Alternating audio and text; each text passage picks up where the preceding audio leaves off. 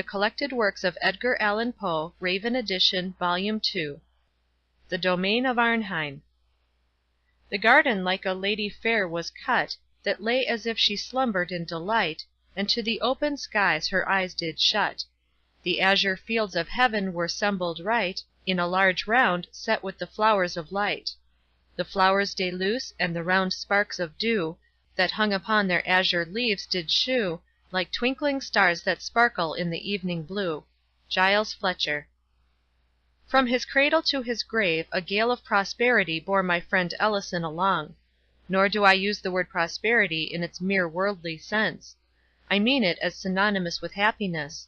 The person of whom I speak seemed born for the purpose of foreshadowing the doctrines of Turgot, Price, Priestley, and Condorcet, of exemplifying by individual instance what has been deemed the chimera of the perfectionists. In the brief existence of Ellison, I fancy that I have seen refuted the dogma that in man's very nature lies some hidden principle, the antagonist of bliss.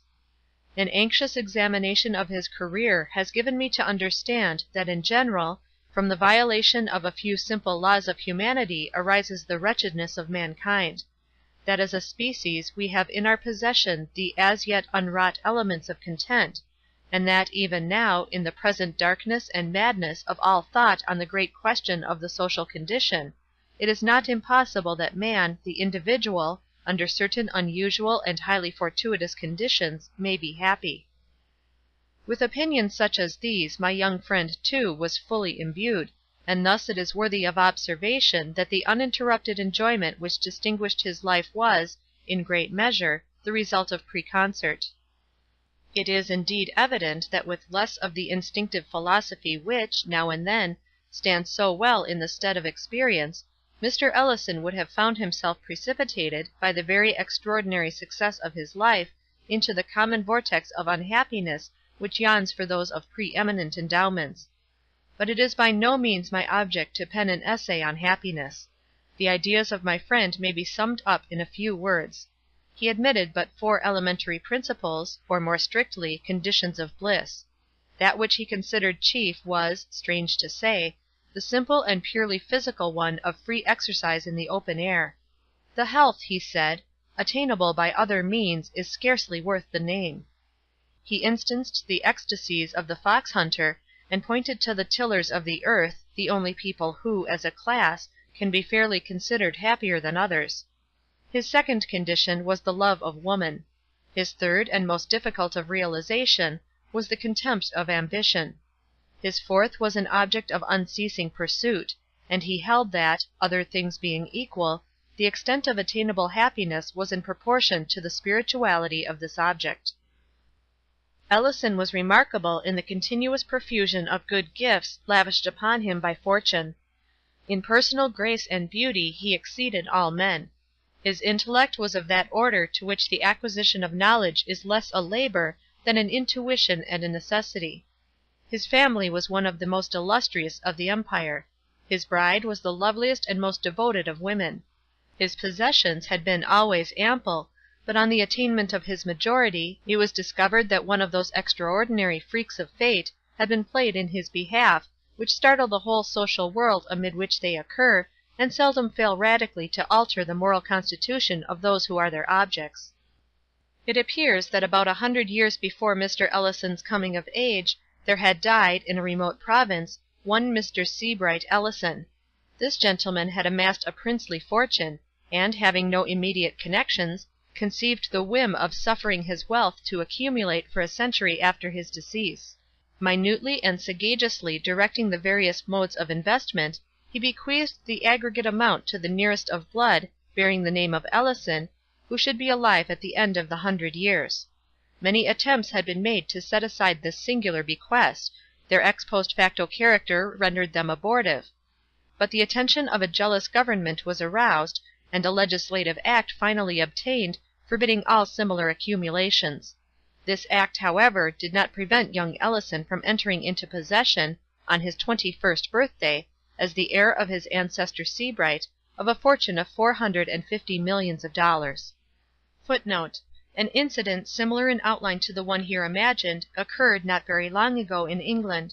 The name of the fortunate heir was Thelluson. I first saw an account of this matter in the Tour of Prince Puckler Muskau, who makes the sum inherited 90 millions of pounds, and justly observes that, "in the contemplation of so vast a sum, and of the services to which it might be applied, there is something even of the sublime." To suit the views of this article I have followed the Prince's statement, although a grossly exaggerated one. The germ, and in fact, the commencement of the present paper was published many years ago, previous to the issue of the first number of Sue's admirable Juif Errant, which may possibly have been suggested to him by Muskau's account. When it had become known that such was the enormous wealth inherited, there were, of course, many speculations as to the mode of its disposal. The magnitude and the immediate availability of the sum bewildered all who thought on the topic. The possessor of any appreciable amount of money might have been imagined to perform any one of 1,000 things. With riches merely surpassing those of any citizen, it would have been easy to suppose him engaging to supreme excess in the fashionable extravagances of his time, or busying himself with political intrigue, or aiming at ministerial power, or purchasing increase of nobility, or collecting large museums of virtu, or playing the munificent patron of letters, of science, of art, or endowing and bestowing his name upon extensive institutions of charity. But for the inconceivable wealth in the actual possession of the heir, these objects and all ordinary objects were felt to afford too limited a field. Recourse was had to figures, and these but sufficed to confound. It was seen that, even at 3 per cent., the annual income of the inheritance amounted to no less than $13,500,000, which was $1,125,000 per month, or $36,986 per day, or $1,541 per hour, or $6.20 for every minute that flew. Thus the usual track of supposition was thoroughly broken up. Men knew not what to imagine. There were some who even conceived that Mr. Ellison would divest himself of at least 1/2 of his fortune, as of utterly superfluous opulence, enriching whole troops of his relatives by division of his superabundance. To the nearest of these he did, in fact, abandon the very unusual wealth which was his own before the inheritance. I was not surprised, however, to perceive that he had long made up his mind on a point which had occasioned so much discussion to his friends. Nor was I greatly astonished at the nature of his decision. In regard to individual charities, he had satisfied his conscience. In the possibility of any improvement, properly so called, being effected by man himself in the general condition of man, he had, I am sorry to confess it, little faith. Upon the whole, whether happily or unhappily, he was thrown back, in very great measure, upon self. In the widest and noblest sense he was a poet.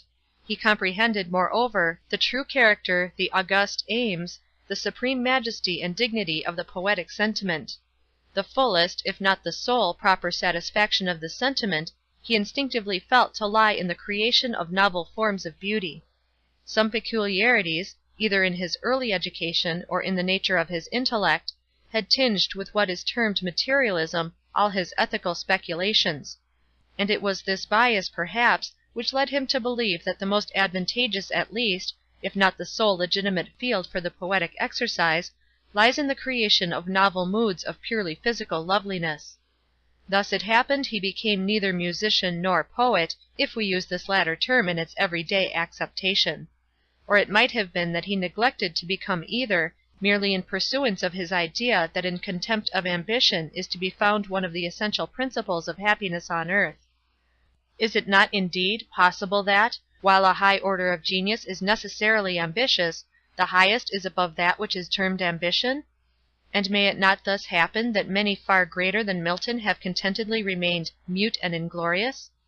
I believe that the world has never seen, and that, unless through some series of accidents goading the noblest order of mind into distasteful exertion, the world will never see, that full extent of triumphant execution, in the richer domains of art, of which the human nature is absolutely capable.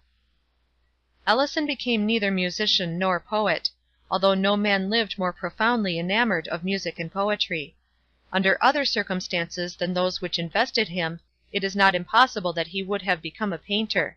Sculpture, although in its nature rigorously poetical, was too limited in its extent and consequences, to have occupied at any time much of his attention. And I have now mentioned all the provinces in which the common understanding of the poetic sentiment has declared it capable of expatiating. But Ellison maintained that the richest, the truest, the most natural, if not altogether the most extensive province, had been unaccountably neglected. No definition had spoken of the landscape gardener as of the poet, yet it seemed to my friend that the creation of the landscape garden offered to the proper muse the most magnificent of opportunities. Here, indeed, was the fairest field for the display of imagination in the endless combining of forms of novel beauty, the elements to enter into combination being, by a vast superiority, the most glorious which the earth could afford. In the multiform and multicolor of the flowers and the trees, he recognized the most direct and energetic efforts of nature at physical loveliness.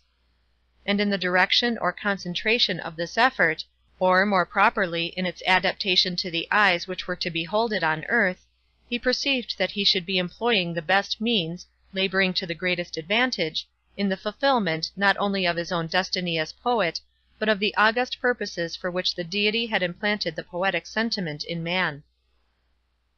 Its adaptation to the eyes which were to behold it on earth. In his explanation of this phraseology, Mr. Ellison did much towards solving what has always seemed to me an enigma. I mean the fact, which none but the ignorant dispute, that no such combination of scenery exists in nature as the painter of genius may produce. No such paradises are to be found in reality as have glowed on the canvas of Claude. In the most enchanting of natural landscapes there will always be found a defect or an excess, many excesses and defects. While the component parts may defy, individually, the highest skill of the artist, the arrangement of these parts will always be susceptible of improvement. In short, no position can be obtained on the wide surface of the natural earth, from which an artistical eye, looking steadily, will not find matter of offence in what is termed the composition of the landscape. And yet how unintelligible is this! In all other matters we are justly instructed to regard nature as supreme. With her details we shrink from competition.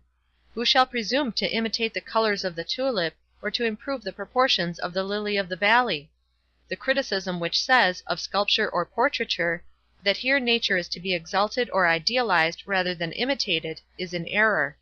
No pictorial or sculptural combinations of points of human liveliness do more than approach the living and breathing beauty. In landscape alone is the principle of the critic true; and, having felt its truth here, it is but the headlong spirit of generalization which has led him to pronounce it true throughout all the domains of art. Having, I say, felt its truth here, for the feeling is no affectation or chimera. The mathematics afford no more absolute demonstrations than the sentiments of his art yields the artist. He not only believes, but positively knows, that such and such apparently arbitrary arrangements of matter constitute and alone constitute the true beauty. His reasons, however, have not been matured into expression. It remains for a more profound analysis than the world has yet seen, fully to investigate and express them.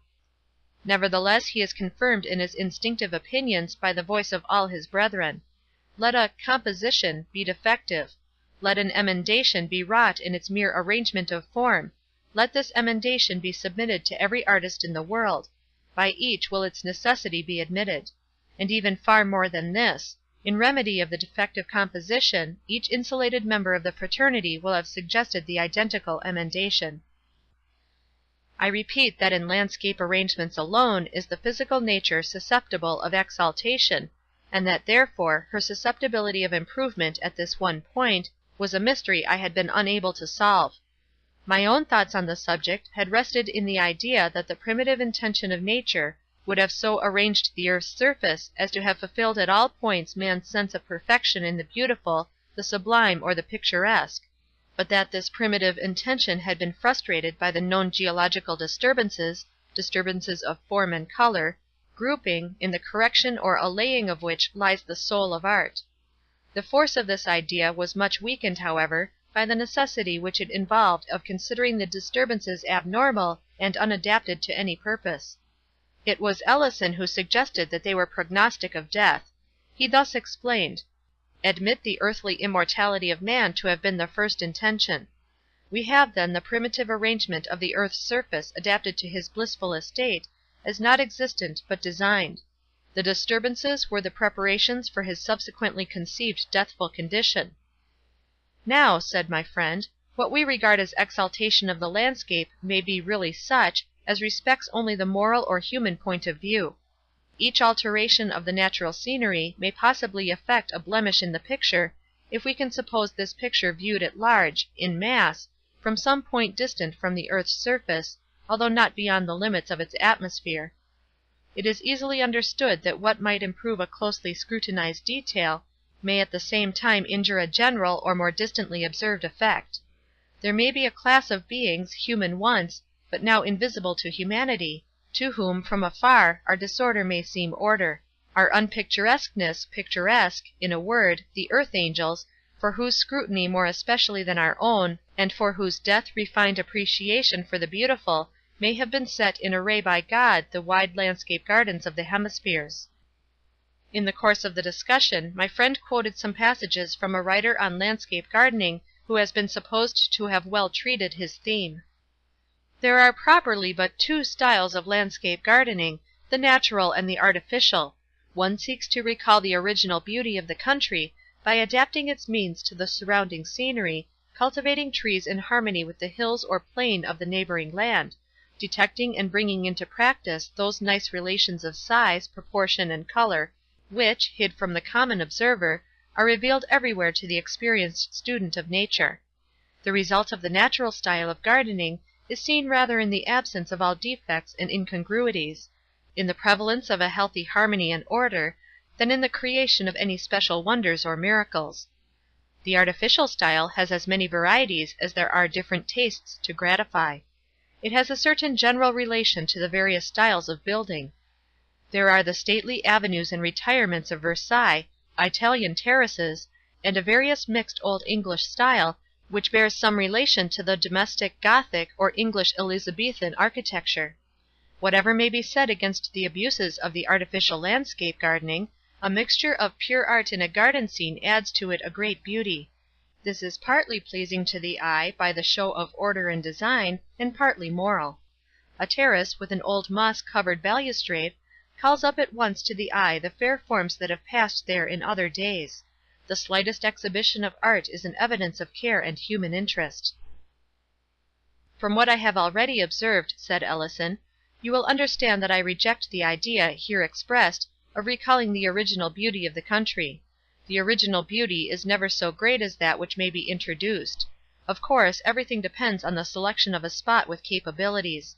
What is said about detecting and bringing into practice nice relations of size, proportion, and color, is one of those mere vaguenesses of speech which serve to veil inaccuracy of thought. The phrase quoted may mean anything or nothing, and guides in no degree. That the true result of the natural style of gardening is seen rather in the absence of all defects and incongruities than in the creation of any special wonders or miracles, is a proposition better suited to the groveling apprehension of the herd than to the fervid dreams of the man of genius. The negative merit suggested appertains to that hobbling criticism which, in letters, would elevate Addison into apotheosis. In truth, while that virtue which consists in the mere avoidance of vice appeals directly to the understanding, and can thus be circumscribed in rule, the loftier virtue, which flames in creation, can be apprehended in its results alone. Rule applies but to the merits of denial, to the excellencies which refrain. Beyond these, the critical art can but suggest. They may be instructed to build a Cato, but we are in vain told how to conceive a Parthenon or an Inferno. The thing done, however, the wonder accomplished, and the capacity for apprehension becomes universal. The sophists of the negative school who, through inability to create, have scoffed at creation, are now found the loudest in applause. What, in its chrysalis condition of principle, affronted their demure reason, never fails, in its maturity of accomplishment, to extort admiration from their instinct of beauty. The author's observations on the artificial style, continued Ellison, are less objectionable. A mixture of pure art in a garden scene adds to it a great beauty. This is just, as also is the reference to the sense of human interest. The principle expressed is incontrovertible, but there may be something beyond it. There may be an object in keeping with the principle; an object unattainable by the means ordinarily possessed by individuals, yet which, if attained, would lend a charm to the landscape garden far surpassing that which a sense of merely human interest could bestow. A poet, having very unusual pecuniary resources, might, while retaining the necessary idea of art or culture, or, as our author expresses it, of interest, so imbue his designs at once with extent and novelty of beauty, as to convey the sentiment of spiritual interference. It will be seen that, in bringing about such result, he secures all the advantages of interest or design, while relieving his work of the harshness or technicality of the worldly art. In the most rugged of wildernesses, in the most savage of the scenes of pure nature, there is apparent the art of a creator; yet this art is apparent to reflection only; in no respect has it the obvious force of a feeling. Now let us suppose this sense of the almighty design to be one step depressed, to be brought into something like harmony or consistency with the sense of human art, to form an intermedium between the two. Let us imagine, for example, a landscape whose defined vastness and definitiveness, whose united beauty, magnificence, and strangeness, shall convey the idea of care, or culture, or superintendence, on the part of beings superior yet akin to humanity. Then the sentiment of interest is preserved, while the art intervolved is made to assume the air of an intermediate or secondary nature; a nature which is not God, nor an emanation from God, but which still is nature in the sense of the handiwork of the angels that hover between man and God. It was in devoting his enormous wealth to the embodiment of a vision such as this, in the free exercise in the open air ensured by the personal superintendence of his plans, in the unceasing object which these plans afforded, in the high spirituality of the object, in the contempt of ambition which it enabled him truly to feel, in the perennial springs with which it gratified, without possibility of satiating, that one master passion of his soul, the thirst for beauty; above all, it was in the sympathy of a woman, not unwomanly, whose loveliness and love enveloped his existence in the purple atmosphere of paradise, that Ellison thought to find, and found, exemption from the ordinary cares of humanity, with a far greater amount of positive happiness than ever glowed in the rapt daydreams of D'Estaing. I despair of conveying to the reader any distinct conception of the marvels which my friend did actually accomplish. I wish to describe, but I am disheartened by the difficulty of description, and hesitate between detail and generality. Perhaps the better course will be to unite the two in their extremes. Mr. Ellison's first step regarded, of course, the choice of a locality, and scarcely had he commenced thinking on this point, than the luxuriant nature of the Pacific Islands arrested his attention. In fact, he made up his mind for a voyage to the South Seas, when a night's reflection induced him to abandon the idea. "Were I misanthropic," he said, "such a locale would suit me.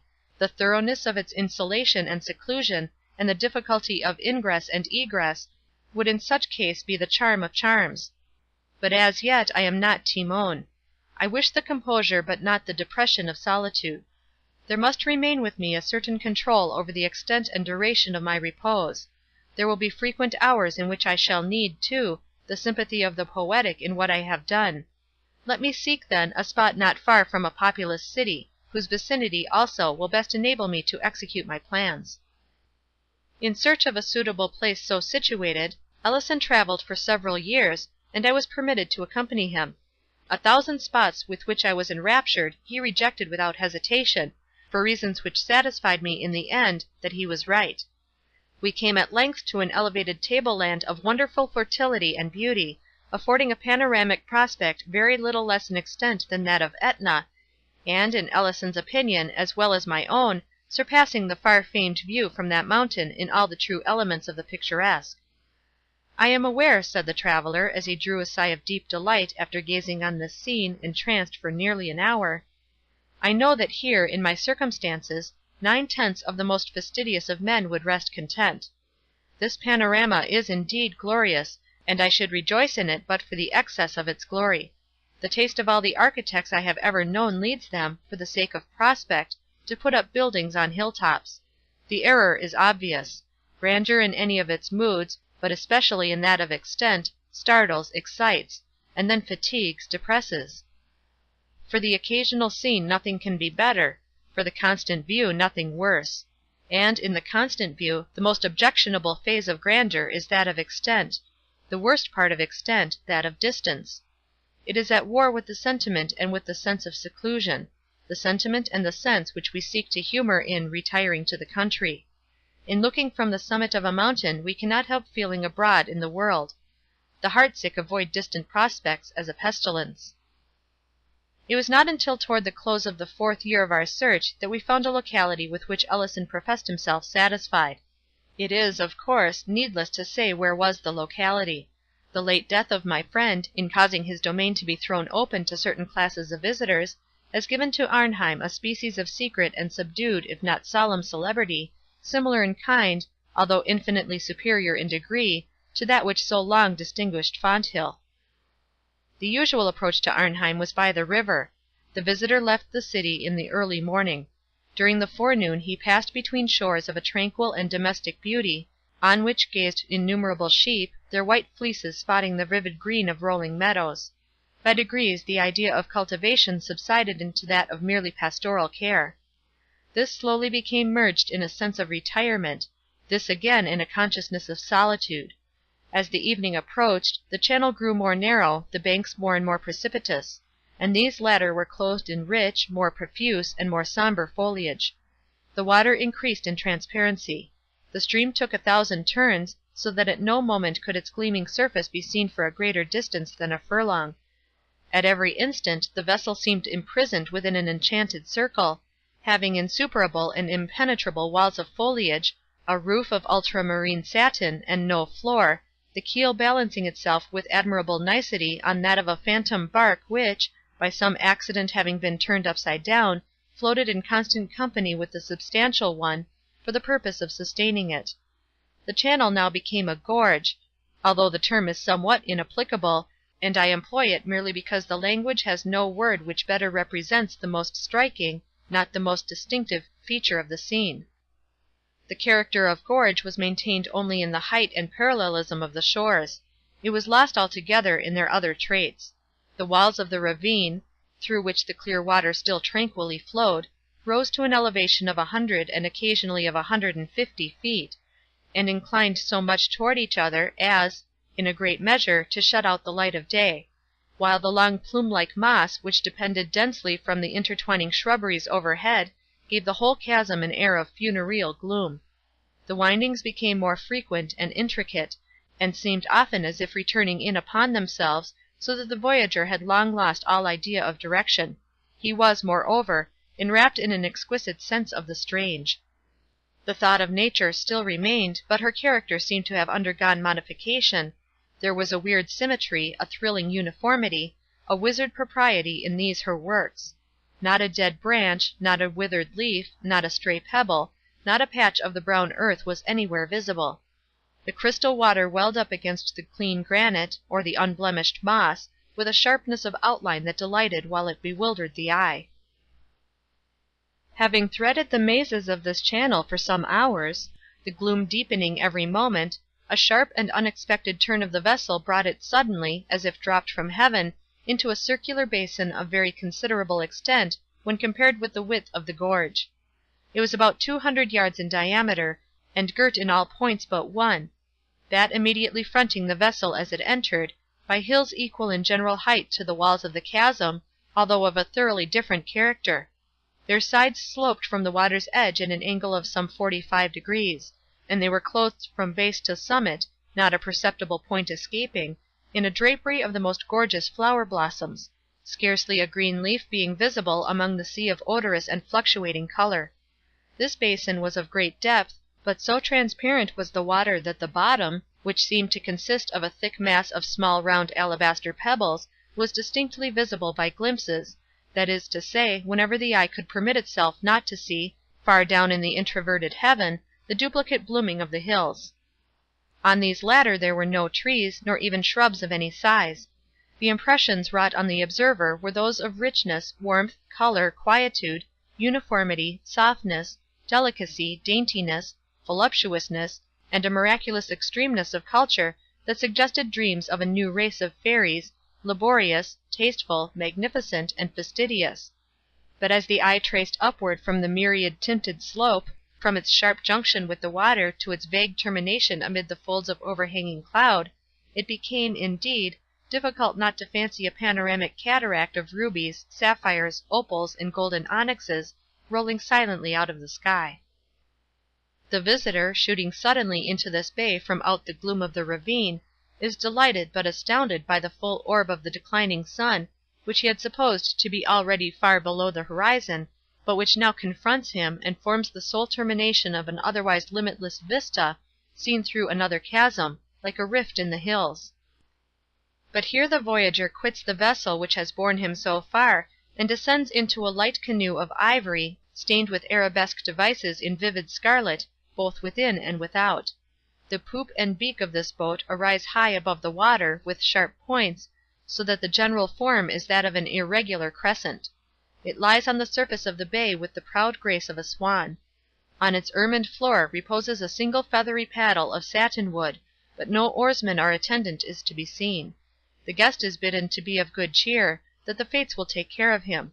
The larger vessel disappears, and he is left alone in the canoe, which lies apparently motionless in the middle of the lake. While he considers what course to pursue, however, he becomes aware of a gentle movement in the fairy bark. It slowly swings itself around until its prow points toward the sun. It advances with a gentle but gradually accelerated velocity, while the slight ripples it creates seem to break out the ivory side in divinest melody, seem to offer the only possible explanation to the soothing yet melancholy music, for whose unseen origin the bewildered voyager looks around him in vain. The canoe steadily proceeds, and the rocky gate of the vista is approached, so that its depths can be more distinctly seen. To the right rise a chain of lofty hills rudely and luxuriantly wooded. It is observed, however, that the trait of exquisite cleanness where the bank dips into the water still prevails. There is not one token of the usual river debris. To the left, the character of the scene is softer and more obviously artificial.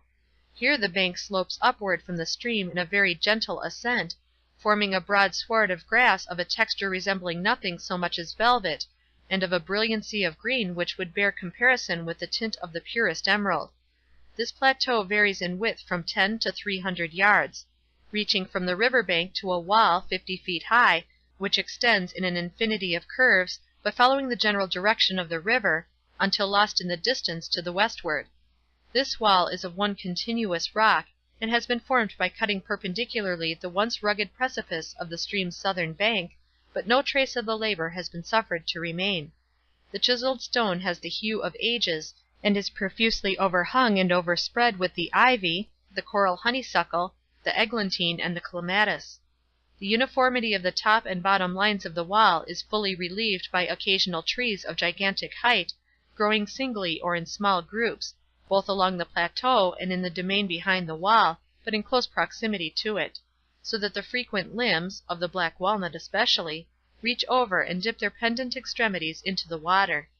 Farther back within the domain, the vision is impeded by an impenetrable screen of foliage.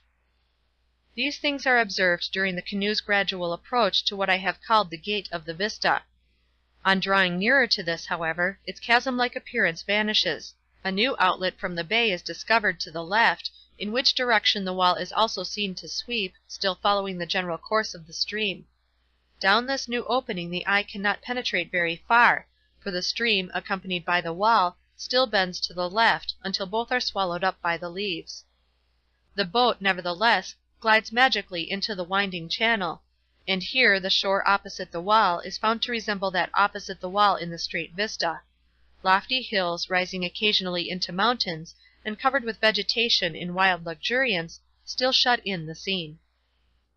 Floating gently onward, but with a velocity slightly augmented, the voyager, after many short turns, finds his progress apparently barred by a gigantic gate, or rather door, of burnished gold, elaborately carved and fretted, and reflecting the direct rays of the now fast sinking sun with an effulgence that seems to wreath the whole surrounding forest in flames. This gate is inserted in the lofty wall, which here appears to cross the river at right angles. In a few moments, however, it is seen that the main body of the water still sweeps in a gentle and extensive curve to the left, the wall following it as before, while a stream of considerable volume, diverging from the principal one, makes its way, with a slight ripple, under the door, and is thus hidden from sight. The canoe falls into the lesser channel and approaches the gate. Its ponderous wings are slowly and musically expanded. The boat glides between them, and commences a rapid descent into a vast amphitheatre entirely begirt with purple mountains, whose bases are laved by a gleaming river throughout the full extent of their circuit. Meantime the whole paradise of Arnheim bursts upon the view.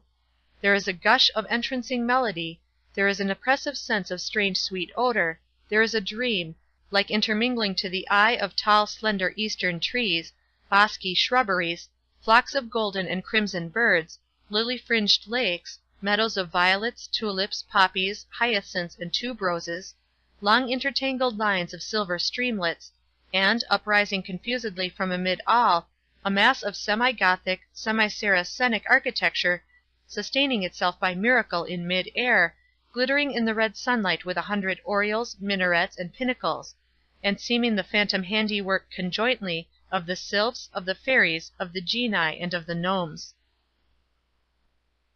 End of The Domain of Arnheim.